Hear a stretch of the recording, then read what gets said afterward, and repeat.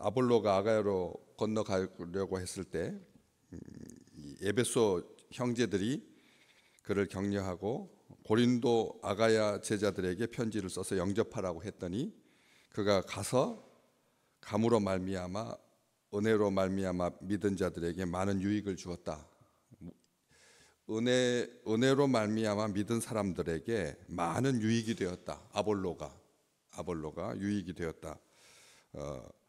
그 중요한 이유가 뭐냐? 그가 갔기 때문인가? 아니면 그의 열심 때문인가? 그의 노력 때문인가? 그의 헌신 때문인가? 딱 하나로 확정하고 있죠. 18장을 마무리하면서 이 28절 말씀, 이는 성경으로서 예수는 그리스도라고 증언하여 공중 앞에서 힘있게 유대인의 말을 이겼기 때문이다. 누가는 그렇게 이제 마무리를 하고 있습니다. 여기서 우리가 잠깐 오해하기 쉬운 것은 유대인의 말을 이겼다라고 하는 이 표현이 언쟁, 논쟁, 언변, 말재주, 말싸움을 의미하느냐는 거죠. 유대인의 말을 이겼다. 유대인의 말이 뭔데요? 왜 유대인에게는 유대인을 이겼다라고 보통 우리가 말할 때 사람들하고 만약 이겼다라고 하면 뭐 말싸움으로 이겼든 뭘로 이겼든 뭐 행위로 이겼든 무력으로 이겼든 아니면 정신력으로 이겼다라고 말할 때는 이 말로 누구의 말을 이겼다라고 하는 표현을 잘 안 쓰잖아요. 왜 이 언어적인 차원인데 말로 이겼다, 말을 이겼다 이렇게 썼겠느냐는 거죠. 지금 미국의 대선 앞두고 있습니다.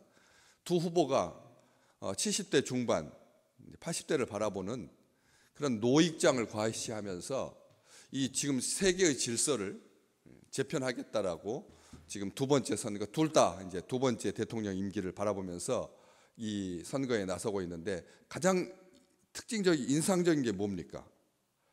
언어적인 차원인 거예요. 말로 온 세상이 말로 북한도 그냥 끊임없이 말로 그냥 공격하고 막 언어로 말로 이런 말싸움이 온 세상에 꽉 차 있습니다. 진정한 용기, 진정한 승리는 무언가를 보게 되는데 이 언어적인 요소, 다시 말하면 유대인의 말을 이겼다. 아볼로가 언변이 좋고 성경에 능통한, 학문이 깊고 성경을 아주 정말 능한, 성경에 능한, 학문이 깊고 성경에 능한 이 사람이 그냥 요한의 세례만 알따름이었는데 브리스길라와 아굴라로부터 하나님의 도를 배운 다음에 이제는 유대인의 말을 이겼다라고 하니까 도대체 이게 언어적인 요소가 사람을 이기고 지고 하는 그런 차원인가 보게 되거든요. 많은 사람들이 분석합니다. 유대인들의 저 탁월성이 어디에 있을까? 그렇죠? 많은 사람들이 유대인은 무엇 때문에 저렇게 탁월한 건가? 장사의 신이 임한 건가? 아니면 그 탁월한 그 지식에 있는 건가? 여러 가지 분석했겠죠. 근데 네 가지 정도가 유대인이 이 세상에서 도드라지는 중요한 근거인 것 같다. 이렇게 분석한 책들을 보시면 유대인의 사상, 두 번째로 등장하는 것이 유대인의 언어입니다. 사상, 유대인의 언어, 그리고 유대인의 행동, 유대인의 결과물. 뻔한 거 아니겠습니까? 어떤 민족이, 어떤 종족이, 어떤 개인이 두드러진다라고 말했을 때 여러분이 이 세상에서 바라보면서 어떤 사람이 대단하다라고 말했을 때 무엇로 그 사람을 평가하겠습니까? 그 두드러진 사람들의 이 특징들을 이렇게 간추려서 몇 가지로 이렇게 구별한다면 이 네 가지 범주를 벗어나는 게 있겠습니까? 생각, 사상, 언어, 사용하는 언어, 행동, 그리고 그가 나온 업적, 결과물. 이게 그냥 앙상하게 추려지는 최후의 근거일 것입니다. 어떤 승리, 어떤 업적의 그런 결과물을 보자면 이 네 가지가 기둥일 거라는 거죠. 이것을 벗어나지 않고 어떻게 승리하고 이것을 벗어나지 않고 어떻게 성공할 수가 있겠습니까? 요것이 아니면, 이 네 가지가 아니면 그 사람을 어떻게 평가할 수가 있겠습니까? 이것은 모든 탁월함의 이 근거가 되는 거죠. 모든 탁월함의 근거, 사람이라면 모든 탁월함의 근거일 것입니다. 그런데 그 중에서 두 번째로 작용하고 있는 유대인의 말, 한국인의 말이라고 하나요? 요즘 한국이 지금 온 세상에 이렇게 막 한류, 열풍이죠, 열풍. 거기에 K-푸드 음식부터 시작해가지고 아이돌 그룹, 문화, 가치 다 있을 겁니다. 정말 그 가난했던 나라에서 다른 세상을 향하여서 막 지금 온전하게 이렇게 나눌 수 있는 이 축복을 마음껏 향유하고 있는데, 한국인의 말을 이겼다. 한국인의 말에 관해서 우리가 지금 어떤 자부심을 가지고 계십니까? 세종대왕으로 말미암은 이 민족이 이 자판기 몇 개 안에 자음과 모음을 다 쓸 수 있는 9개면 끝나갑니다. 9개.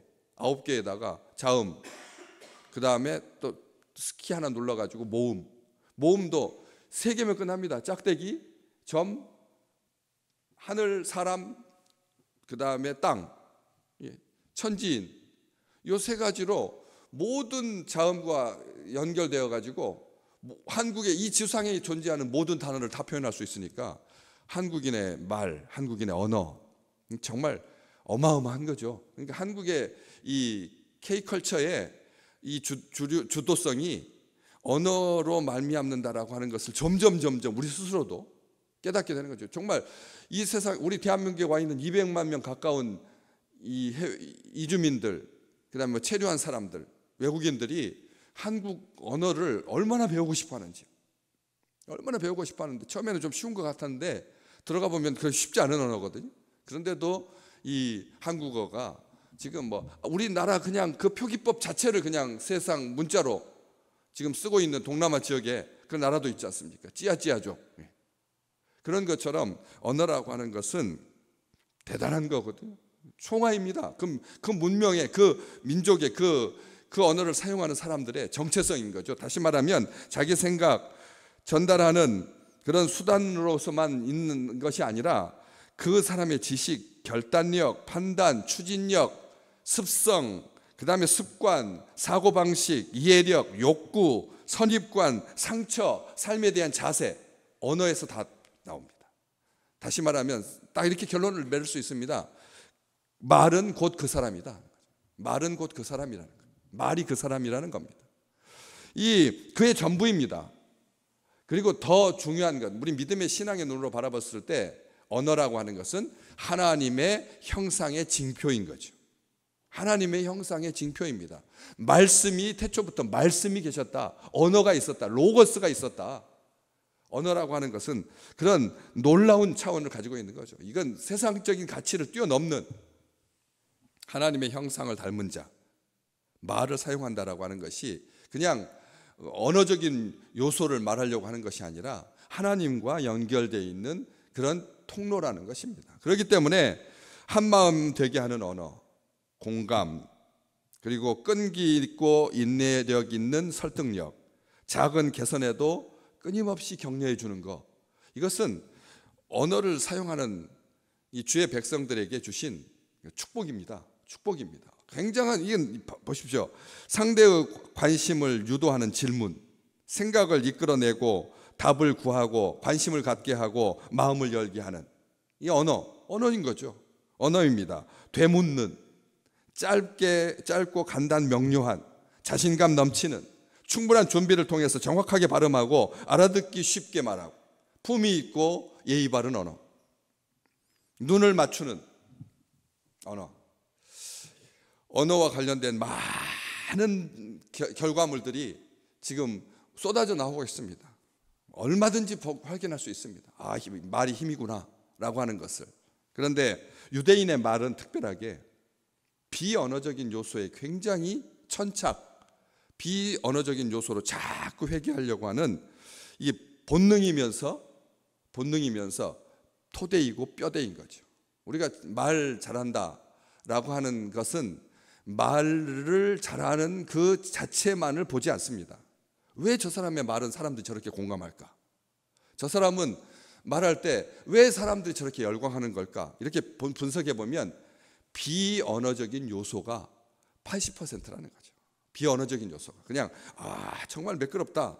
말이 정말 간결하고 그다음에 단순하고 질문 되묻고 그다음에 진정성을 가지고 눈을 바라보면서 공감력 있게 경청하고 뭐 여러 가지 요소들이 있겠지만 비언어적인 요소가 언어의 대부분이라는 겁니다. 다시 말하면 이게 앞에서 듣는 이렇게 말의 흐름, 언어적인 요소가 아니라 비언어적인 요소라는 거죠. 대표적인 예가 탈무드입니다.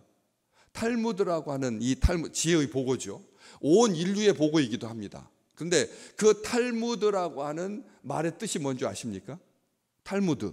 우리가 탈무드는 들어봤는데 도대체 탈무드가 뭐야? 뜻이 뭐야? 봤더니 이겁니다. 저도 처음 봤습니다. 깊이 배운다는 뜻입니다. 탈무드가 깊이 배운다는 게 무슨 뭐라고요? 깊이 배운다고요. 말 잘한다는 게 아니라 탈무드가 말 잘한다, 뭐 지혜, 뭐 격언 이런 뜻이 아니라 깊이 배운다라는 뜻이란 탈무드 자체가 탈무드가 이게 뭘 보여주겠습니까? 비언어적인 요소에 대해서 그 유대인이 말뿐인 사람들이 아니라는 거죠. 행동과 결과물이 있는 자들이라는 겁니다. 그러니까 유대인들이 무서운 겁니다. 지금 온 세상을 상대로 유엔을 상대로 지금 팔레스타인 그 임시정부 그 외교부 장관이 이스라엘을 고발했어요. 저 사람들이 불법으로 우리 땅을 차지하고 있다. 그리고 와가지고 우리들 지금 쫓아내고 자기들이 주인 행세하고 있다. 그 땅을 돌려달라. 지금 고소했다니까요. 가지고 온 유엔에서 제발 좀 그러지 마라. 하마스, 뭐 팔레스타인, 아랍 사람들과 이 이스라엘의 이 테러, 이 놀라운 이 끔찍한 전쟁은 이스라엘의 시작을 첫 단추를 잘못 낀 거다. 잘못 낀 거다. 재판해 달라. 해가지고 온 세상이 지금 이걸 그런데도 이스라엘 어떻습니까? 웃기는 소리 하지 마라. 이 땅은 하나님 우리한테 주신 거다. 그렇게 말합니다. 하나님이 주셨다는데 뭐 어떻게 이길 수가 있겠습니까? 어떻게 싸울 수가 있어요? 행동으로 합니다. 행동으로. 말이 대부분이 아니라 결과물이 있는 사람들이라는 거죠. 그런데 생각해 보셨습니까? 우리가 입은 하나고 귀는 두 개다라고 하는 소리를 많이 들어보셨는데 탈무드에 보면 이렇게 되어 있습니다. 입보다 귀를 높이 두신 하나님의 뜻을 기억하라. 어떠세요? 입보다 귀를 하나님께서 높이 두셨잖아요. 입보다 귀를 낮게 두실 수도 있잖아요. 그런데 하나님께서 입보다 귀를 위에다 두셨잖아요. 오늘 이게 어느 누구에 대해서 부정적인 말을 하지 마십시오. 부정적인 말을 하지 말라는 거죠. 늘 자문하십시오. 그에 대한 이야기를 내가 꺼내야 할 이유가 있는가? 어제 우리 이렇게 친구들 또 우리 장로님들하고 이렇게 이제 시차례 준비하면서 모임을 갖고 식사를 하면서 이야기를 하는데 하고 나서 이제 말씀을 다시 이제 정리하는데 이런 생각이 들었어요. 내가 지금 내 이야기를 하지 아니하고 자꾸 남의 이야기를 하는 것 같아요. 요즘 남의 이야기를 한다는 거죠. 남의 이야기. 그것도 긍정적이고 따뜻하고 그런 이야기보다는 이게 자꾸 이렇게 부정적인 이야기를 하는 것 같은 느낌이 딱 드는 순간 이 말씀을 다시 한번 기억하게 되었습니다. 스스로에게 질문하는 거죠. 내가 그 사람 이야기를 꺼내야 할 이유가 있는지. 그럴 필요가 전혀 없거든요. 하루 살면서 그 사람에 대해서 이야기를 꺼내야 될 하등의 이유가 한 100만 가지 중에 한 가지도 없습니다. 전혀 없습니다. 그래서 같이 식사하면서 왜 그 사람 이야기를 꺼냅니까? 식사하면서 음식 이야기하고 식사하면서 미래 이야기하고 식사하면서 서로 바라보면서 서로 격려하고 따뜻함으로 그렇게 나가는 것이 아니라 자꾸 이게 그러니까 나이가 들어서 말 조심해야 되는 것이 나는 처음인 줄 신나게 하는데 제가 젊었을 때 들었거든요. 왜 저분은 저 똑같은 이야기를 만날 때마다 하는 거예요. 만날 때마다 마치 처음 하듯이 진짜 막 신나게 하는데 제가 듣는 것은 7번째 듣고 있거든요. 우리가 남 이야기하면 그렇게 된다는 겁니다. 남 이야기는 뻔한 이야기 하게 된다. 자기만 알고 있는 것 같은데 그 이야기는 계속했던 이야기입니다. 참 중요한 겁니다. 남 이야기. 오늘 이야기해야 새 것이 되는 겁니다. 미래 이야기를 해야 따뜻함이 되는 것입니다. 과거 이야기하는 것은 결국 반복할 수밖에 없다는 거죠. 그렇기 때문에 하나님께서 약속하신 그 메시아, 오늘 성경으로 하면 중복될 일이 하나도 없습니다. 하나님의 말씀으로 하면, 여러분 제가 늘 말씀드리잖아요. 제가 이 설교를 할 때 여지껏 쭉 들어온 것 중에서 중복되는 본문이 하나도 없습니다. 한번 다 검색해 보십시오.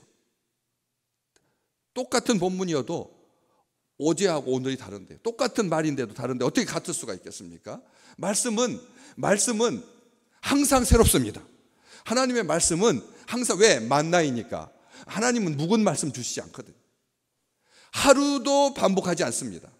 겉으로 보기에는 반복되는 것 같아도, 왜냐하면 이것이 본질이고 생명이기 때문에 반복되지 않습니다. 늘 새롭습니다. 하나님의 말씀만이 새롭습니다. 이 세상에 새로운 것은 하나도 없습니다. 다 헤아려 새 것은 없습니다. 그러나 하나님의 말씀만은 항상 새롭다는 것이죠. 우리를 새롭게 합니다. 우리를 새로운 피조물 되게 합니다. 그렇기 때문에 주께서 그리스도이시고 살아계신 하나님의 아들, 성경으로 예수는 그리스도라고 증언하는 거예요. 목숨을 걸고. 이게 사명이다. 이게 우리의 사명입니다. 우리의 말하는 요소의 전부여야 합니다. 우리의 비언어적인 요소의 전부여야 합니다. 예수가 답입니다. 예수 믿으면 삽니다. 예수가 우리의 힘입니다. 예수가 하나님의 아들입니다. 유일하신 구세주이십니다. 이러면 다 새롭습니다. 이게 사람을 살리는 거고, 이게 모든 관계를 일으켜 세우는 거. 유대인을 말로 이겨가지고 유대인을 비참하게 했더라, 그걸 말하려고 하는 게 아니라라고 하는 것이죠. 유대인의 언어, 그 유대인의 언어, 그 결단력, 그 행동력, 그것을 이겼다. 우리의 유일하신 구세주, 우리의 삶의 모든 것 되시는 만왕의 왕이신 예수 그리스도. 오늘 과거로 자꾸 이야기하지 말고, 경험으로 이야기하지 말고, 말씀으로 이야기하고, 은혜 받은 것으로 서로 격려하고, 그래서 모두가 다 이기는 복된 날 되시기를 주의 이름으로 축복합니다.